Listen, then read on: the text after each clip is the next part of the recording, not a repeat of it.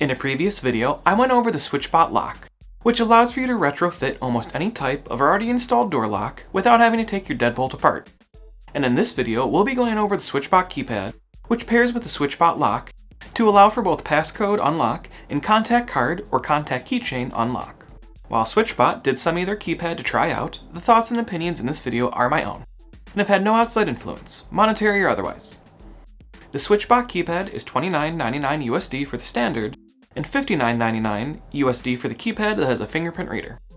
There are also a few different combos that include the SwitchBot Lock and keypad. The keypad comes with two different ways to mount it. The first is with a 3M double-sided pad. This allows for you to attach it to pretty much anywhere you want. The second way is with mounting screws, which is a more secure placement. A bonus third mounting option, which is not included, is to use some sort of museum putty. This should only be used in a situation where you know there is not a chance for your keypad to be stolen and it will not be outside. When mounted with the metal bracket, the keypad will alert if it is removed from the bracket somehow. The keypad is rated for up to 2 years of battery life on two CR123A batteries. To set up the keypad, first make sure that the firmware on your lock is up to date. Next, put the batteries in. You'll need a tool to access the back of the keypad due to the nature of the waterproofing. Next, open the SwitchBot app and click on the plus sign in the top right hand side of the screen. Next, scroll down to the keypad and click on it. Take note, if you have the one with the fingerprint reader, select Keypad Touch. With the batteries installed and the app on keypad setup, click and hold both the lock and OK buttons simultaneously for 2 seconds. Once the keypad is flashing green, click on Next within the SwitchBot app. On the next page, you can give the keypad a name and assign it to a room within the SwitchBot app. Once all set, click on Save. You will then be presented with any locks set up under your account. Select the lock and click on Next. You'll be instructed to bring the keypad close to the lock and your phone. Once all three are paired together, you'll be presented with the combination to input into the keypad. If you mess up, don't worry, as you'll get another chance. After successfully entering in the right code, you'll be prompted with installation instructions. Follow along with the mounting option you decide to go with. For me, I ended up with the bonus mounting option of using museum putty. With the keypad being inside my garage, I don't have to worry about it being stolen, and I don't have to drill any holes, which is always nice. Once you click on Done at the end of the installation instructions, the keypad is all set up and you can now add passcodes and contact cards to allow access. To add a passcode, click on the plus sign and select the type. Permanent are passcodes that don't expire. Temporary are passcodes you set a time limit for. One-time are single-use passcodes. And emergency passcodes unlock the lock but also send a notification email to a predefined list of people. All passcodes need to be between 6 and 12 numbers in length, and you are able to assign names to them as well. Temporary passcodes can last between 1 hour and 5 years. I do wish you could set time-based passcodes.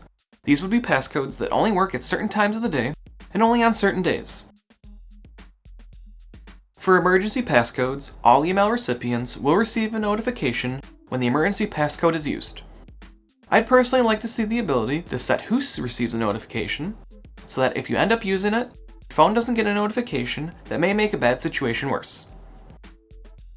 For any type of passcode, you can enter random numbers before and or after your passcode, and it'll still work, as long as the total number of numbers entered is 20 or less. This is a nice feature as it helps reduce wear on the keypad if used, which can cause the numbers to fade and give away your passcode, and it can also help prevent someone from shoulder surfing your passcode. For contact cards, they are called NFC cards within the app, but they are not technically NFC cards, which I will touch on shortly. The keypad does come with one, and you will be able to purchase more through SwitchBot in the near future. Similar to passcodes, click on the plus sign to add a new card. This time, you can only select temporary or permanent. Once the type is selected, tap the card to the keypad to register it. Coming back to the cards not actually being NFC, they are technically called MyFair Classic. At a high level, they function very similar to NFC cards and tags, but are not interchangeable. This means you can't use the NFC cards you bought to clone amiibos, but instead have to buy a special kind if you don't want to purchase them through SwitchBot. Luckily, I went ahead and did my own research and found tags that work, which I will have a link for in the description below. These ones come on a keychain, which I like a lot more, compared to a physical card. There are a few different settings for the keypad. Under lock button settings, you can disable the lock button or set it to auto lock when the door is detected as closed after a certain amount of time. Keypad Disable allows for you to disable the keypad, which means both passcodes and NFC cards will not function with it. If you don't want removal alerts for the keypad, you can disable them under Keypad Removal Alerts. Backlight and sound settings allow for you to disable the backlight and sound of the keypad when in use. You can also set the brightness to auto so it can adjust its light level based around what the light is in that area.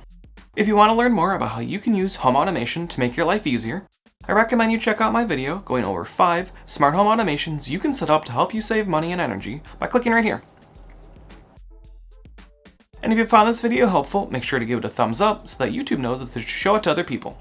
Thank you for watching.